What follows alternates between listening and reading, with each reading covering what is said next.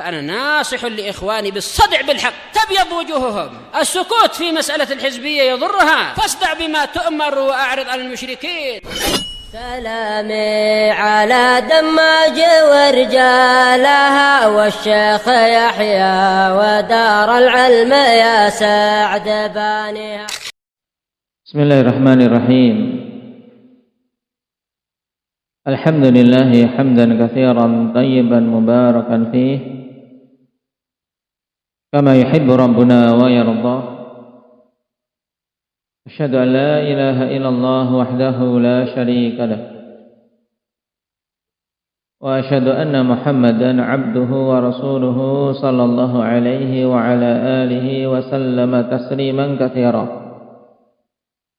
أما بعد. Pertemuan yang lalu kita sampai pada bab tahrimidz zulmi. Bab tentang keharaman kezaliman. Apa yang dimaksud dengan kezaliman itu? Hendaknya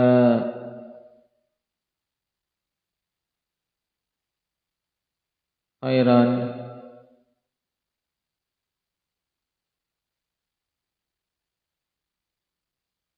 perbuatan menganiaya itu satu jenis dan bentuk kezaliman. Tapi kezaliman lebih luas dari itu. Apa pengertian yang mencakup Indah Ahmad?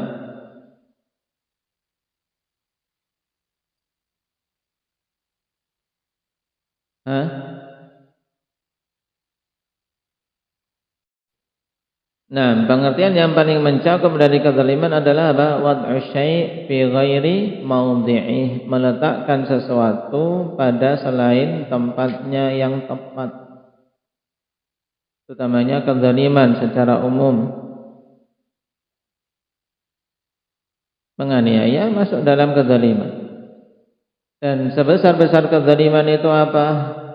Yusuf. Kezaliman yang paling besar itu apa?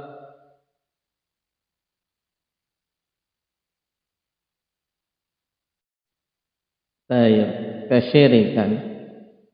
Apa dalilnya sekarang? Indahnya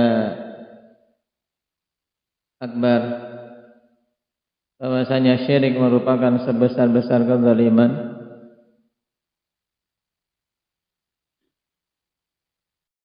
Baik, inna syirka la zulmun azim. Nah, dan semua bentuk kesyirikan yang di bawah syirik terancam, karena semua kezaliman itu haram walaupun hukumannya bertingkat-tingkat.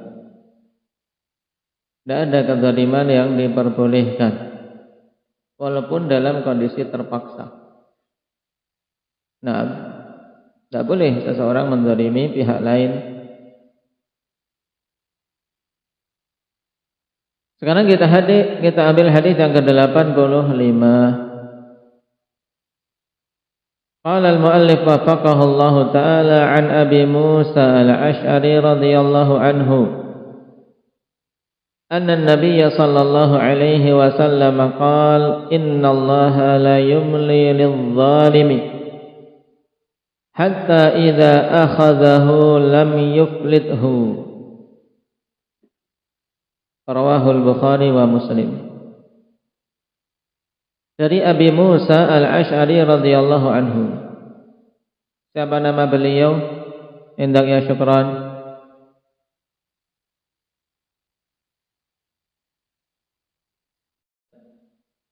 Nah, namanya Abdullah ibnu Qais. Di antara keutamaan beliau berkaitan dengan Al-Quran apa indahnya hadir?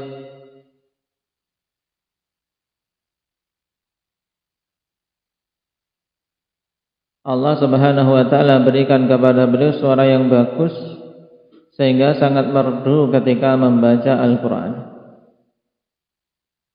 Maka siapa saja yang Allah Subhanahu wa Ta'ala anugerahkan baginya suara bagus, pergunakan itu untuk memperbagus, memperindah bacaan Al-Qur'annya, bukan untuk menyanyi dan berbuat kemaksiatan kepada Allah Subhanahu wa taala. Karena suara itu hibah, pemberian dari Allah Subhanahu wa taala. Nah, ada yang bagus, ada yang tidak bagus, ada yang merdu, ada yang tidak merdu suaranya. Tapi sebaik-baik bentuk kesyukuran ketika seorang diberi suara yang bagus, suara yang merdu adalah digunakan untuk memperbagus bacaan Al-Qur'annya. Walaupun ketika dia membaca sendiri, ya, nikmati bacaan Al-Qur'annya, apalagi yang memiliki suara bagus. Nah, Nabi SAW katakan, laisa minna man lam yataghanna bil Qur'an. Dorongan untuk apa? Memperbagus bacaan. Nah, Abu Musa al-Asy'ari radhiyallahu anhu, Nabi katakan bahwasanya beliau telah diberi apa? Laqad u'tita mazamir, laqad u'tita mizmaran min mazamiri ali Dawud. Engkau telah diberi pita suara dari pita-pita suara keluarga Dawud. Baik. Nah, dalam hadis ini Nabi sallallahu alaihi wasallam bersabda, "Innallaha la yumli lidh-dhalim." Sungguhnya Allah Subhanahu wa taala menangguhkan al-imla ay al-imhal. La yumli lidh-dhalim, maksudnya Allah Subhanahu wa taala akan menangguhkan bagi orang yang zalim. Ditangguhkan apanya? Ditangguhkan hukumannya, dengan dibiarkan dia tetap berada di muka bumi ini dalam keadaan selamat, dalam keadaan sehat. Bahkan terkadang dia dalam keadaan bernikmat-nikmat dengan dunia. Tapi hatta idza akhadahu, sampai ketika Allah Subhanahu wa taala menghukumnya, lam yuflithu. Tentang makna lam yuflithu ada dua kemungkinan makna yang disebutkan oleh para ulama, akhwan. Yang pertama, maksud dari lam yuflithu ay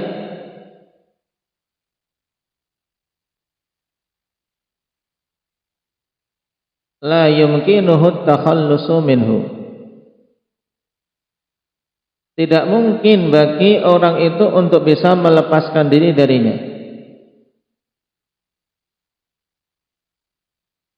Tidak akan mungkin bagi orang tersebut yang berbuat zalim untuk melepaskan diri dari hukuman Allah. Kemudian makna yang kedua, lam yuflithu ay lam yukhallishu ahadun minal bashar. Tidak akan ada yang mampu seorang pun untuk bisa menyelamatkannya. Ini makna lam yuflithu. Tayyib.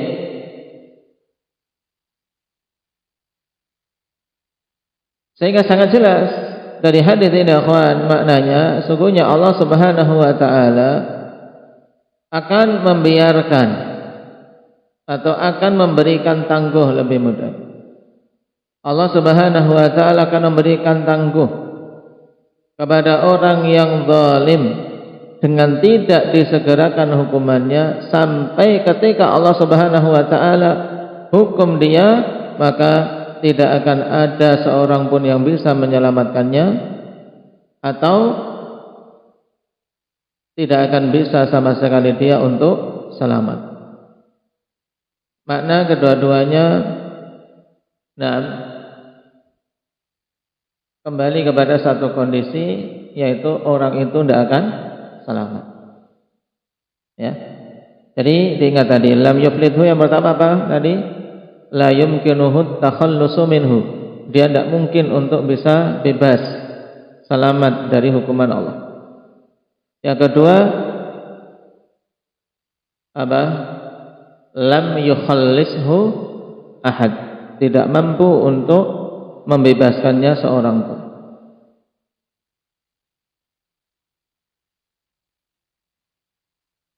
Dari hadis ini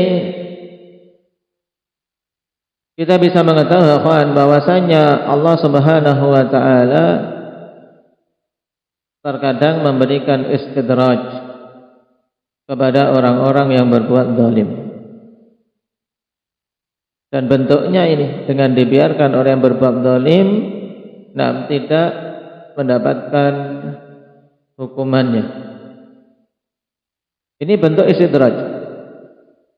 Dan sebagian manusia Allah Subhanahu wa taala tegur secara langsung karena Allah Subhanahu wa taala mencintai untuk dia segera bertaubat.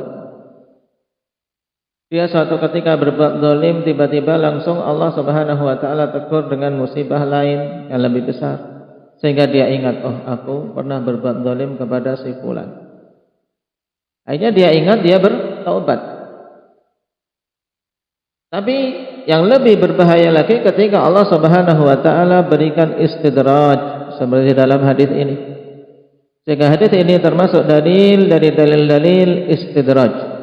Adanya istidraj yang Allah Subhanahu wa taala timpakan kepada sebagian hamba-hambanya yang Allah inginkan untuk mendapatkan hukuman yang lebih berat di akhiratnya. Nah, karena kalau seorang zalim dibiarkan biasanya akan bertambah kezaliman terus, merasa aman. Nah, dan semakin bertambah berat hukumannya tentunya, wal'iyadu billah. Kemudian faedah kedua dari hadis ini, ikhwan, perhatikan, innallaha la yumli lidh-dhalim hatta idza akhadhahu lam yuflithu. Di sini menunjukkan bahwasanya Allah terkadang memberikan tangguh tapi tidak membiarkan. Ini yang diistilahkan atau diukamkan oleh para ulama, innallaha yumhilu wa la yuhmil. Allah Subhanahu wa taala yumhil, memberikan tangguh, tapi tidak membiarkan begitu saja mereka tidak dapat balasan. Sebab mesti orang yang zalim itu akan dibalas, cepat atau lambat. Allah Subhanahu wa taala katakan, wala tahsabannallaha ghafilan amma ya'maludz zalimun, innama yu'akhiruhum liyaumin tashkhasu fihi al-absar. Jangan kalian mengira bahwasanya Allah Subhanahu wa taala lalai dari orang yang zalim. Allah tidak lalai dengan perbuatan orang-orang yang zalim. Semuanya tercatat dengan lengkap.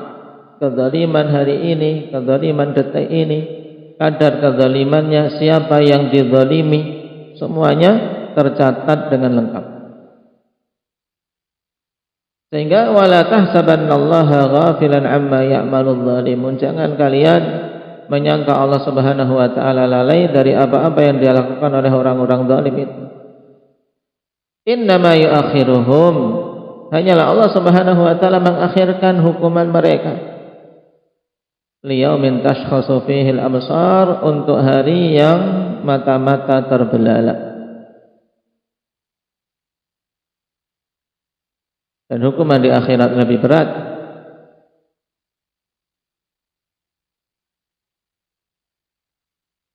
Ini bagi yang Allah Subhanahu wa taala berikan tangguh, tapi banyak di sana orang-orang yang juga disegerakan kezalimannya.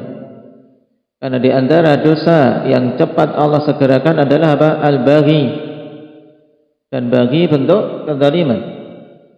Nah, demikian pula qati'atur rahim, memutus hubungan rahim, ini juga di antara dosa yang disegerakan hukumannya. Banyak mereka-mereka yang mendapatkan hukuman dengan segera di dunia sebelum di akhirat. Faedah ketiga dari hadis ini, di sini jelas padanya ancaman dari kezaliman, peringatan dari kezaliman. Nah, bahwasanya jangan seorang merasa aman ketika berbuat zalim. Ketika dia berbuat zalim kok masih sehat, masih rezeki lancar, jangan merasa aman. Bahkan mungkin hukumannya lebih besar setelah itu. Makanya wajib untuk bertobat dengan segera dari setiap kezaliman. Kemudian faedah yang keempat di sini, hiburan bagi orang yang terzalimi. Hiburan bagi orang yang terzalimi saat ini, walaupun mungkin dia lihat orang yang menzalimi dia kok masih tetap saja dengan kekuasaannya, kekayaannya, kesehatannya di dunia, padahal dia berbuat zalim banyak. Allah hibur, Rasulullah SAW hibur di sini. Bahwasanya memang terkadang Allah membiarkan, menangguhkan bagi orang yang zalim. Allah tangguhkan bagi orang yang zalim sampai ketika Allah kehendaki untuk dia dihukum, maka tidak ada seorang pun yang bisa menyelamatkannya. Kemudian faedah yang kelima, dorongan untuk bersabar. Jelas di sini dorongan untuk bersabar. Karena kezaliman itu tidak akan tetap, tidak akan terus menerus, tapi mesti ada waktu di mana kezaliman itu diputus oleh Allah Subhanahu wa taala dengan dihukumnya orang yang berbuat zalim.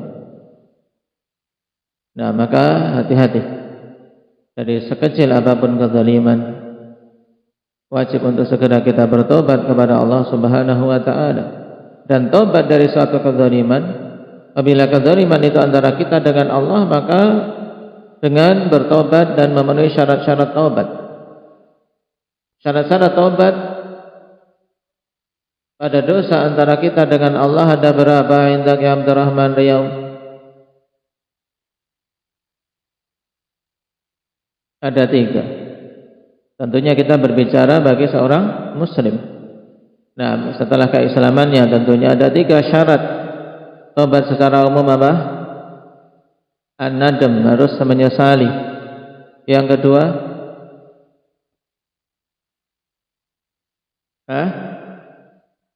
yaitu al-iqla', yaitu mencabut diri dari perbuatan dosa itu. Yang ketiga, apa yang ketiga? Al-azm ala alla ya'ud, yaitu bertekad untuk tidak mengulangi lagi. Ini 3 syarat taubat. Apa Ahmad? Malah melamun. Apa 3 syarat taubat? Menyesal. Terus bertekad untuk tidak mengulangi. Terus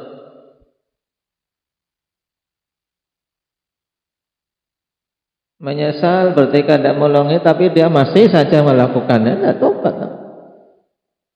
Berarti apa? Harus berhenti, ya, harus berhenti dari dosa itu, mencabut diri dari dosa itu, menyesali, berhenti dari dosa tersebut, ya, dia tinggalkan dosa itu. Namanya apa istilahnya tadi? Istilahnya apa? Al-iqla'.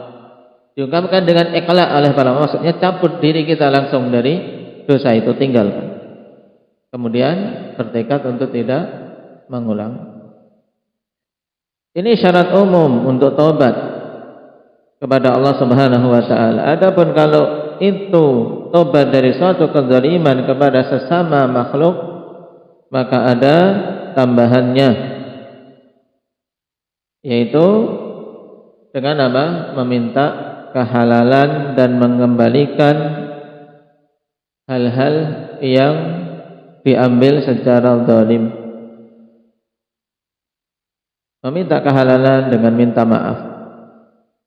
Kemudian kalau itu hak, uang atau yang lainnya yang diambil, maka dengan mengembalikannya, yang diistilahkan oleh para ulama raddul madzalim. mengembalikan hal yang dulu dirampas secara zalim. Dan itu berat. Nah, berat. Maka jangan seorang bermudah-mudahan untuk menyakiti saudaranya atau menzalimi sesamanya. Seandainya di dunia dia belum mendapatkan kehalalan kemudian mati akhwan, maka perkaranya bisa fatal. Kenapa? Karena walaupun seorang sudah melewati sirat kelak di hari kiamat, sudah selamat ketika melewati jembatan yang begitu menakutkan, kondisi di bawahnya, bagaimana tidak, jembatan bawahnya adalah apa? Neraka. Jembatan bawahnya neraka. Kita berjalan saja di dunia di atas jembatan yang di bawahnya air mengalir deras saja ngeri, apalagi di bawahnya adalah api yang luar biasa. Ditambah lagi dengan banyaknya pengait-pengait yang berusaha untuk mengait orang yang lewat agar yang lewat di jembatan tersebut jatuh. Bayangkan. Ditambah lagi jembatan yang licin. Dahdun mazillah, jembatan yang sangat licin, menggelincirkan. Kira-kira kita selamat ketika melewati jembatan tersebut, bagaimana rasanya? Luar biasa leganya. Tapi ternyata setelah selamat masih ada tahapan untuk apa? Untuk melunasi kedzaliman-kedzaliman yang dinamakan dengan qisas. Tahapan qisas di akhirat. Itu setelah melewati sirat di tempat yang namanya qantarah. Maka orang yang sudah selamat melewati sirat kok kemudian bangkrut di qantarah karena banyaknya kezaliman antara dia dengan sesama, maka inilah benar-benar orang yang apa? Bangkrut. Al-muflis. Yang bangkrut ya ini. Kumpulkan amalan salat, puasa, zakat, haji, sedekah, tapi dia banyak mendolimi dengan lisannya. Hati-hati. Bisa menjadi bangkrut semua usahanya itu gara-gara kezaliman yang terlalu banyak. Kenapa? Karena di akhirat membayar kezaliman adalah dengan apa? Dengan amalan. Dengan amalan. Jangan diremehkan. Nasallallahu al-afiyata wassalam.